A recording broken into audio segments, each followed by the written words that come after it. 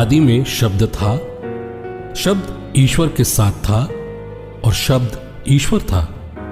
वो आदि में ईश्वर के साथ था। उसके द्वारा सब कुछ उत्पन्न हुआ और उसके बिना कुछ भी उत्पन्न नहीं हुआ। उसमें जीवन था और वो जीवन मनुष्यों की ज्योति था। वो ज्योति अंधकार में चमकती रहती है, अंधकार उस पर कभी विजयी नहीं हुआ। ईश्वर के भेजे हुए यूहन्ना नामक मनुष्य प्रकट हुए। वो साक्षी देने के लिए आए, जिससे वो ज्योति के विषय में साक्ष्य दें और सब लोग उनके द्वारा विश्वास करें। वो स्वयं ज्योति तो नहीं थे, लेकिन ज्योति के विषय में साक्ष्य देते थे। शब्द वो सच्ची ज्योति था जो प्रत्येक मनुष्य का अंधकार दूर करती है। वो संसार में आ रहा था। वो संसार में थे। संसार उनके द्वारा उत्पन्न हुआ, किंतु संसार ने उन्हें नहीं पहचाना। वो अपने यहां आए और उनके अपने लोगों ने ही उन्हें नहीं अपनाया। पर जितनों ने उन्हें अपनाया और जो उनके नाम में विश्वास करते हैं, उन सभी को उन्होंने ईश्वर की संतान बनने का अधिकार दिया। वे न तो रक्त से, न शरीर की वासना से और न मनुष्य की इच्छा से, बल्कि ईश्वर से उत्पन्न हुए हैं। शब्द ने शरीर धारण कर हमारे बीच निवास किया। हमने उसकी महिमा देखी। वो पिता के इकलौते की महिमा जैसी है, अनुग्रह और सत्य से परिपूर्ण। इस विषय में यूहन्ना ने पुकार कर साक्ष्य दिया, ये वही हैं जिनके विषय में मैंने कहा, जो मेरे बाद आने वाले हैं वे मुझसे बढ़कर हैं, क्योंकि वो मुझसे पहले से विद्यमान थे। उनकी परिपूर्णता से हम सबको अनुग्रह पर अनुग्रह मिला है। संहिता तो मूसा द्वारा दी गई है, किंतु अनुग्रह और सत्य यीशु मसीह द्वारा ही मिला है। किसी ने कभी ईश्वर को नहीं देखा, परंतु ईश्वर पिता के समीप रहने वाले इकलौते ईश पुत्र यीशु ने उन्हें प्रकट किया है।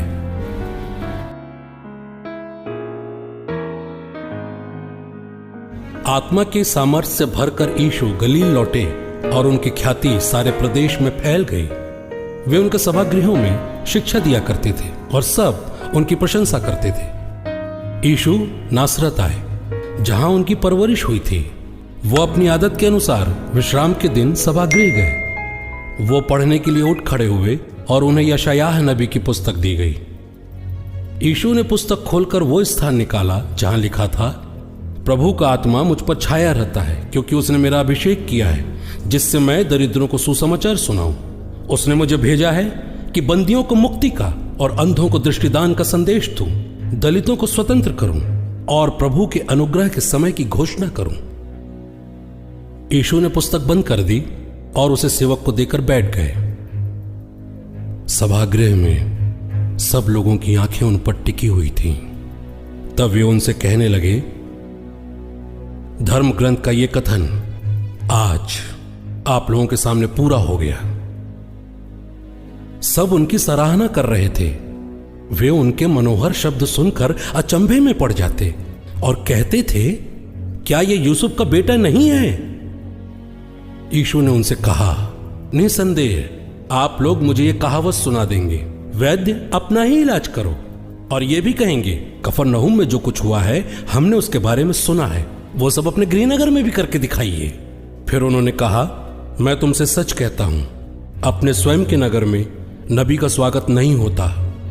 मैं आपको विश्वास दिलाता हूं, जब एलियाह के दिनों में 3.5 वर्षों तक पानी नहीं बरसा और सारे देश में घोर अकाल पड़ा था, तो उस समय इजराइल में बहुत सी विधवाएं थीं।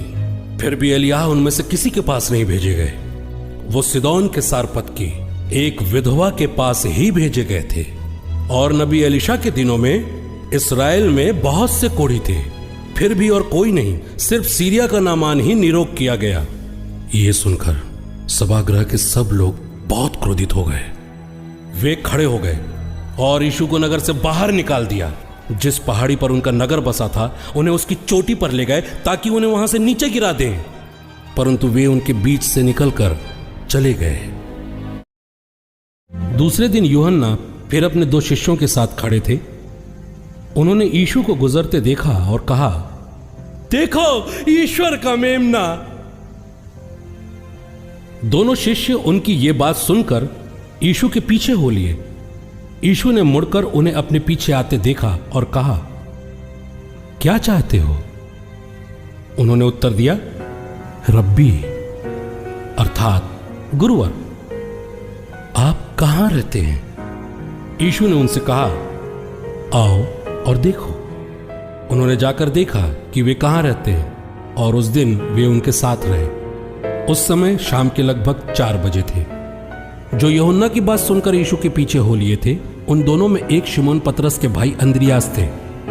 उन्होंने प्रातः अपने भाई शिमोन से मिलकर कहा, हमें मसीह मिल गए हैं, अर्थात ख्रिस्ट।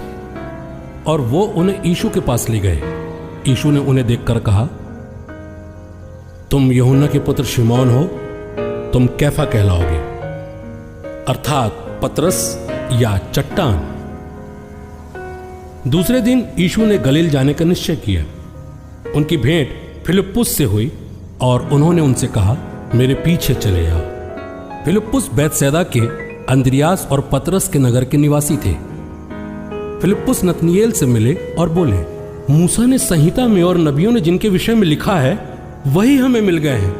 वे नासरत निवासी यूसुफ के पुत्र यीशु हैं। नतनिएल ने उत्तर दिया, भला नासरत से भी कोई अच्छी चीज आ सकती है? फिलिप्पुस ने कहा, आओ और स्वयं देख लो। यीशु ने नतनिएल को अपने पास आते देखकर कहा, देखो, ये एक सच्चा इस्राएली है, इसमें कोई कपट नहीं। नतनिएल ने उनसे कहा, आप मुझे कैसे जानते हैं? यीशु ने उत्तर दिया, फिलिप्पुस द्वारा तुम्हें बुलाए जाने से पहले ही मैंने तुम्हें अंजीर के पेड़ के नीचे देखा। नतनिएल ने उनसे कहा, गुरुवर, आप ईश्वर के पुत्र हैं, आप इज़राइल के राजा हैं। यीशु ने उत्तर दिया, मैंने तुमसे कहा कि मैंने तुम्हें अंजीर के पेड़ के नीचे देखा, इसलिए तुम विश्वास करते हो। तुम इससे भी महान चमत्कार देखोगे।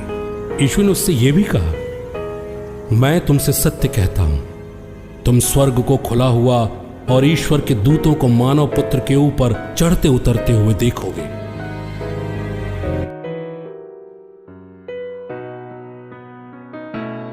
एक दिन यीशु गन्नेसरत की झील के पास थे। लोग ईश्वर के वचन सुनने के लिए उन पर गिर पड़ते थे।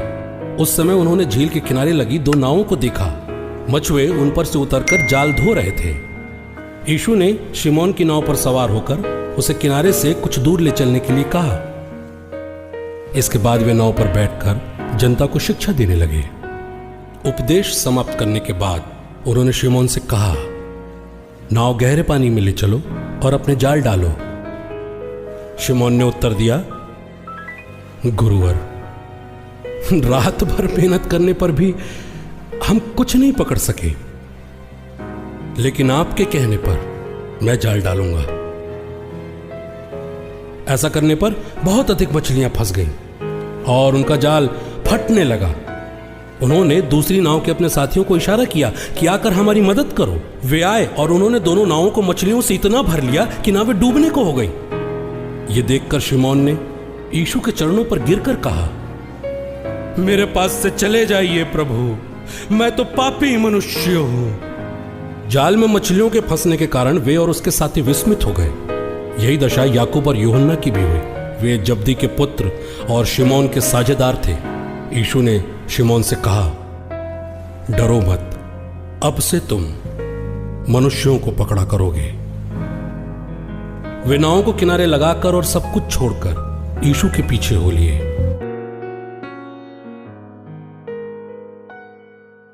तीसरे दिन गलील के काना नगर में एक विवाह था। यीशु की माता वहीं थी। यीशु और उनके शिष्य भी विवाह में निमंत्रित थे। अंगूरी समाप्त हो जाने पर यीशु की माता ने उनसे कहा, उन लोगों के पास अंगूरी नहीं रह गई है। यीशु ने उत्तर दिया, हे नारी, इससे मुझको और आपको क्या? अभी तक मेरा समय नहीं आया है। यीशु की माता ने सेवकों से कहा, वे तुम लोगों को जो कुछ कहें वही करना। वहां यहूदियों के शुद्धिकरण के लिए पत्थर के 6 मटके रखे थे। उनमें 2 से 3 मन समाता था। यीशु ने सेवकों से कहा, मटकों में पानी भर दो। सेवकों ने उन्हें लबालब भर दिया। फिर यीशु ने उनसे कहा, अब निकालकर भोज के प्रबंधक के पास ले जाओ। उन्होंने ऐसा ही किया। प्रबंधक ने वो पानी चखा जो अंगूरी बन गया था। उसे नहीं मालूम था कि यह अंगूरी कहां से आई है। जिन सेवकों ने पानी निकाला था वे जानते थे, इसलिए प्रबंधक ने दूल्हे को बुलाया और कहा, सब कोई पहले बढ़िया अंगूरी परोसते हैं और लोगों के नशे में आ जाने पर घटिया। आपने बढ़िया अंगूरी अब तक रख छोड़ी है। यीशु ने अपना यह पहला चमत्कार गलील के काना नगर में दिखाया।